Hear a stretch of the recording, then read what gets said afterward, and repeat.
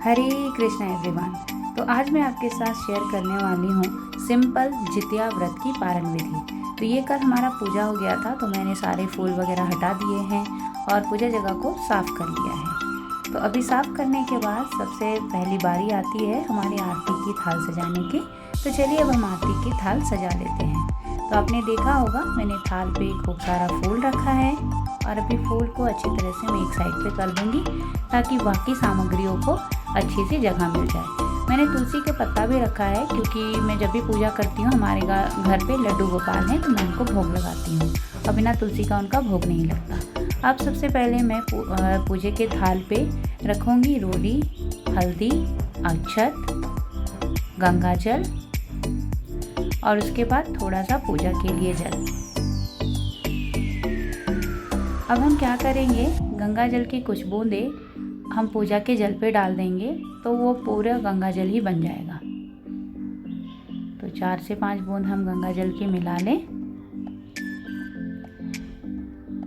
मिला के साइड में रख देंगे।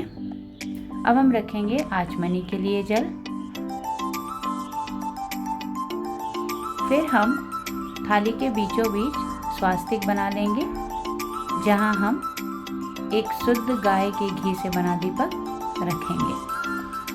ये देखिए मैंने स्वास्तिक बना लिया है।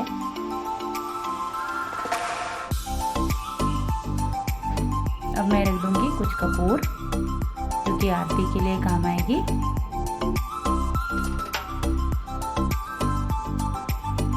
अब हम रखेंगे गाय के घी से, शुद्ध गाय के घी से बना हुआ एक दीपक आरती के लिए। तो ये हो गया हमारी आरती की थाल रेडी। तो आरती की थाल हम रेडी करने के बाद अब हम पूजा की तैयारी शुरू कर देंगे।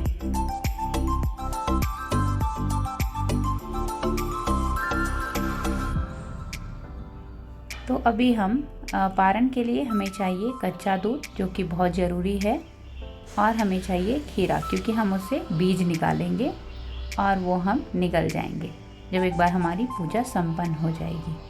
और उसके बाद है मेन प्रसाद, जिस पे मैंने केला, गुड़, पोहा और घी में कर्ड में मैंने भिगा के रखा है, दही पे भिगा के रखा है, और कुछ का पान की पत्ती जिस पे हम भगवान को भोग परोसेंगे।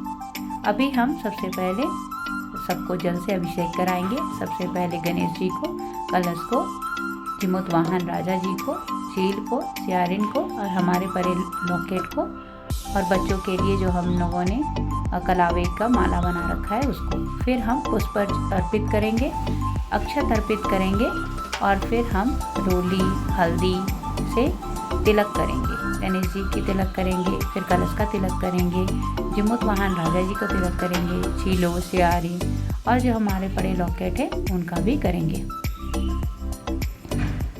उसके बाद ये हम सारी चीज़ें अर्पण करने के बाद अब हम भगवान को भोग लगाएंगे।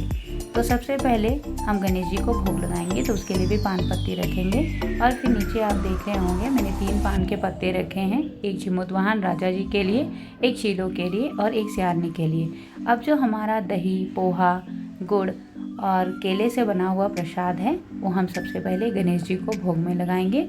उसके बाद हम यहाँ जो 3 पड़े हुए पान पत्ते हैं उनके ऊपर पहले जल डालेंगे और फिर प्रसाद परोसेंगे और फिर गणेश जी को जल देंगे और फिर तीनों पत्तों पे भी जल डालेंगे। तो इस तरीके से हमने भोग लगा लिया है। अब भोग लगाने के बाद हम पारण करेंगे, तो उसके लिए कच्चा दूध चाहिए और खीरे से हम उसके बीज निकालेंगे। तो बीज हमें पूरा साबुत ही निकालना है। अगर आपका एक बच्चा है तो 7, 2 बच्चे हैं तो 14 बीज हमें निकल जाना है, चबाना नहीं है। उसके बाद अब हम सबसे पहले पूजन स्थल पर दिया जलाएंगे और भगवान की आरती कर लेंगे। भगवान की आरती कर लेंगे और सब पूजा जब एंड में हो जाएगा तो ये मैंने तालाब जैसा बना रखा है, तो इस पे हम जो ये तीनों पत्ते जहाँ पे सुपारी रखा है और भगवान का, जिमुत वाहन जी का, शीलो का, सियारनी का, सबको हम विसर्जित भी करेंगे। और ये जो लॉकेट है अब मैं जो खीरे का बीज निकालने के बाद निकल जाऊंगी। अब थोड़ी देर भोग लगाने के बाद उसे हटा देंगे। तो आज की प्रथा है, परंपरा है कि हम तरह तरह की सात्विक भोजन लगाते हैं। तो आज इस दिन आप राजसिक और तामसिक भोजन भोग में ना लगाएं। तो यहाँ मैंने मिक्स वेज बनाया है, फिर मैंने रायता बनाया है, साग में कुछ वेजिटेबल बना के बनाया है, दाल बनाया है और राइस बनाया है। अब 3 प्लेटें मैंने रख दी हैं, तो ये जो नमकीन चीज़ें वो गणेश जी को भोग नहीं लगेगी। ये चीलो सियारनी को और जिमुतवाहन राजा जी को मैं एक एक करके प्लेट में परोस दूँगी। तो ये मैंने चावल डाल दिया, ये मैंने जो साग मिक्स करके बनाया था वो डाल दिया, जो पारंपरिक तरीके से बनाया जाता है। फिर अब इस पर मैं मिक्स वेज भी डालूँगी, जो मैंने 7-8 सब्जी जो भी मतलब आपको अवेलेबल इस सीजन में सारा मिला के बनाया है, और ये सारे सात्विक भोजन हैं। तो ये तीनों मैंने डाल दिया। तो आज का जो भोजन बनाता है पारंपरिक तरीके से, हम उसमें अनियन गार्लिक का भी यूज़ नहीं करते। ये पूरी तरह से सात्विक होता है, क्योंकि जब आप कुछ भी चीज़ भोग लगाते हैं तो हम उसे पूजा रूम में एंटर नहीं कर सकते, भोग पे नहीं लगा सकते। और ये फिर मैंने लौकी के पकौड़े बनाए थे, वो भी डाल दिया है और भोग लगा दिया है, और थोड़ा थोड़ा जल भी दे दिया है।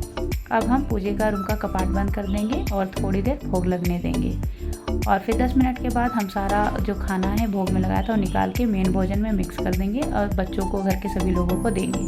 और फिर यहाँ देखिए मैंने एक एक करके जो तालाब जैसा बनाया था वहाँ पे सारी चीज़ें विसर्जित कर दी हैं। Hope, thank you.